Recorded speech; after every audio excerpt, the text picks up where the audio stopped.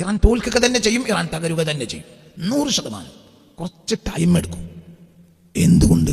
ഇതൊരു ശൈത്താനിയ ശക്തിയാണ്. ഇപ്പം നിങ്ങളെല്ലാവരും വലിയ വാക്കുകൾ പറയാണ്. എന്ത്? ഇറാൻ ജയിച്ചു? ഒരിക്കലും ജയിച്ചിട്ടില്ല. ഇറാൻ തോൽക്കും, 100% തോൽക്കും. എഴുതിച്ചു, ഇറാൻ തോറ്റിരിക്കും. ഇറാനിൽ നിലവിലുള്ള പ്രശ്നത്തെ മറികടന്ന് പോകാൻ ഒരിക്കലും കഴിയില്ല. അതിന് കാലം എടുത്തേക്കാം. എന്തുകൊണ്ട്? ഇറാനെ സംബന്ധിച്ചിടത്തോളം അവർ 979 അമേരിക്കൻ ഉപരോധത്തിന് വിധേയമായ ഒരു സമൂഹമാണ്. അപ്പോൾ ഈ 50ഓളം വർഷങ്ങൾക്കിടയിൽ ഒരു സെൽഫ് പ്രൊട്ടക്ഷൻ ആ രാജ്യം നേടിയിട്ടുണ്ട്. അത് പെട്ടെന്ന് തകരില്ല.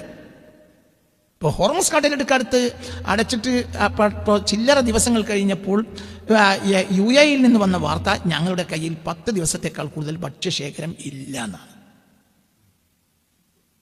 ഇതൊരു 1000 ദിവസം കഴിഞ്ഞാലും ഇറാൻ പറഞ്ഞോളണമെന്നില്ല.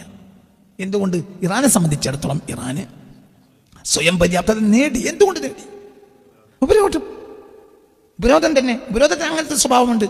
ഒരാളെ ശരിയാക്കുകയാണെങ്കിൽ ശരിയാക്കി പോകണം. വിട്ടു കഴിഞ്ഞാൽ പിന്നെ അവൻ ശക്തി പ്രാപിക്കും. അത് സ്വഭാവം അങ്ങനെയാണ്.